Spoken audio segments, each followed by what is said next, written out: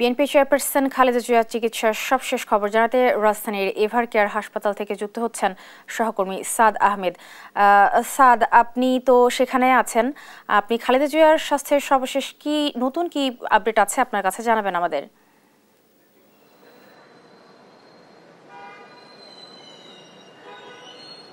আমি যদি একটু বলতে চাই, বিএনপি চেয়ারপারসন বেগম খালেদা জিয়ার শারীরিক অবস্থা কিন্তু এখনো অপরিবর্তিত রয়েছে। আমি যদি একটু বলতে চাই, বিএনপি চেয়ারপারসন বেগম খালেদা জিয়ার শারীরিক অবস্থা কিন্তু এখনো অপরিবর্তিত রয়েছে এবং তিনি কিন্তু চিকিৎসকদের নির্দেশনা কিন্তু নিতে পারছেন, এমনটাই কিন্তু আমাদেরকে জানানো হয়েছে। অন্যদিকে আরও কিছু বিষয় যদি বলতে চাই, যে গতকাল সকালে কিন্তু যুক্তরাজ্যের যে চিকিৎসক প্রতিনিধি দল তারা কিন্তু খালেদা জিয়ার চিকিৎসার দায়িত্ব নিয়েছেন। সেই সঙ্গে চীনের চিকিৎসক প্রতিনিধি দলও কিন্তু রাতে এসছেন এবং তারাও কিন্তু তার শারীরিক পর্যবেক্ষণ করছেন, এমনটি কিন্তু আমরা জানতে পেরেছি। এবং গতকাল কিন্তু প্রধান উপদেষ্টা প্রফেসর ডক্টর মোহাম্মদ ইউনূস তিনিও কিন্তু এখানে এসেছিলেন এবং তিনিও কিন্তু খালেদা জিয়ার স্বাস্থ্যের খোঁজ খবর নেন।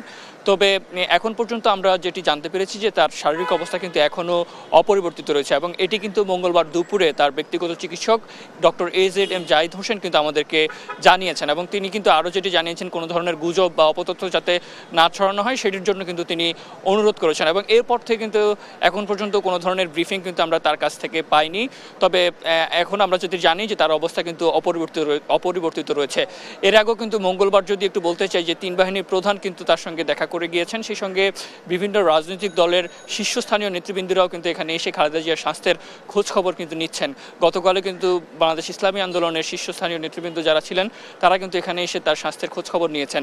আমি যদি তার অসুস্থতা সম্পর্কে একটু বলতে চাই, তিনি কিন্তু দীর্ঘদিন ধরেই আর্থ্রাইটিস, লিভার সিরোসিস, কিডনি জটিলতা, ফুসফুস সংক্রমণ সহ হৃদযন্ত্র সংক্রমণ সহ নানা শারীরিক অসুস্থতায় কিন্তু তিনি ভুগছেন এবং গেল 23 নভেম্বর কিন্তু তিনি এই রাজধানীর এভার কেয়ার হাসপাতালে ভর্তি হন এবং এখন পর্যন্ত কিন্তু তিনি এখানে ভর্তি রয়েছেন এবং তার অবস্থা কিন্তু অপরিবর্তিত রয়েছে, এমনটি কিন্তু আমরা জানতে পেরেছি। এবং বিশেষ করে তার বড় ছেলে তারেক রহমান দেশে ফেরা নিয়ে যে কথা হচ্ছিল, সেটি আসলে বিএনপি মহাসচিব মির্জা ফখরুল ইসলাম আলমগীর যেটি জানিয়েছেন যে যেহেতু যুক্তরাজ্যের চিকিৎসক প্রতিনিধি দল তারা এসছেন, সেই সঙ্গে চীনের চিকিৎসক প্রতিনিধি দল তারা এসছেন, তারা আসলে পর্যবেক্ষণের পর যদি তাকে বাইরে নেওয়ার মতো অবস্থা না থাকে তাহলে কিন্তু সেই সিদ্ধান্তের উপর তারেক রহমান দেশে ফিরবেন, এমনটি কিন্তু আমরা জানতে পেরেছি।